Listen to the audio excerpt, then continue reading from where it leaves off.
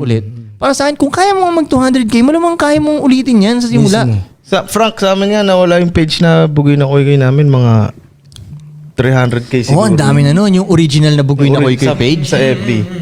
Actually, hindi talaga nawala yun. Nakalimutan yung password. No, hindi. Na-report yung personal main. Na, kasi dati nabaliw yung Facebook dati na ayaw nila ng mga pangalan na hindi totoo. Oo. Nagkaroon ng time na ganun yung Facebook eh. Gusto nila Kailangan real totoong name. pangalan. Oo, gusto nila real Tapos name. hihingian ka ng ID. Ang pangalan ko nun, Boogie Vuitton. Boogie Vuitton. Napapansin nila, syempre dahil Vuitton. trendsetter ako, ang daming gumaya ng Vuitton. Oo. So napansin siguro nila, parang di totoo to ah.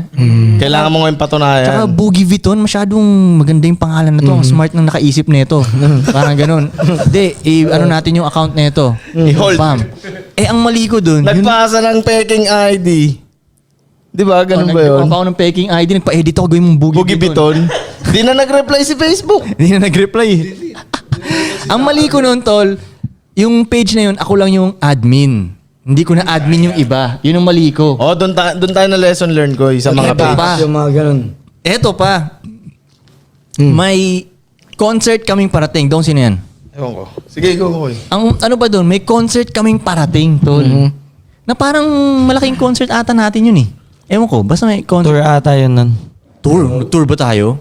Yung marami tayong sunod-sunod na city. Nag-antipolo Di. pa ganun.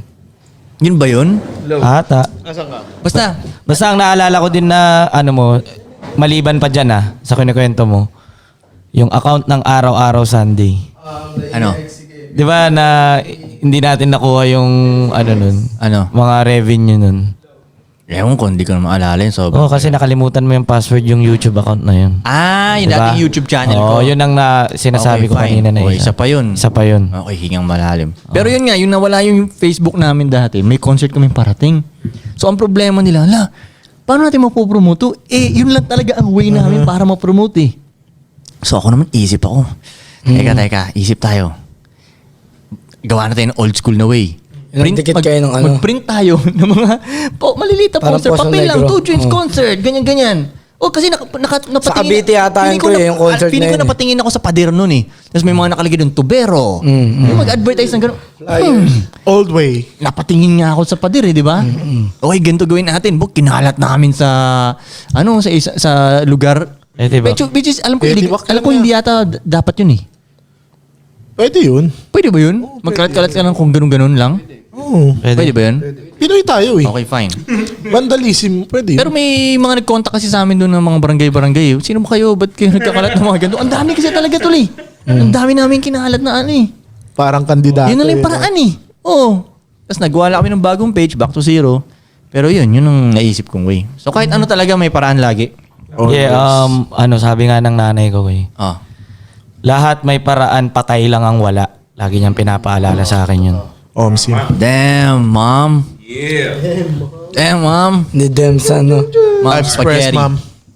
I've expressed, mom. Shoutout na, nasa podcast na ako. Lagi talagang pinapaalala ni mama yun sa akin tol pag kunyari nandun kami pag November 1, pag bumibisita kami sa Patay. Parang patay lang ang walang paraan, lahat may paraan. Mga twice na, thrice na niya sinabi sa akin yan. Which is, Tama. tumatama talaga siya sa akin, Koy. Yung Tama sinasabi yun, niya. G. Back to zero. Paano back to Kasi zero? kaharap na namin yung nanay at tatay niya sa lapid eh. Pag sinasabi niya sa akin yun, so oo nga, yun na yung patay, wala nang paraan. So, nasasabi niya yun. Siyempre, di ba, pinagdaanan niya yun eh, namatay na yung nanay at tatay niya eh. Tapos ginagawa niya ng paraan lahat. Di ba? So, yun, real shit yun para sa akin. May nagtanong dito sa akin, paano mo na i-handle yung mga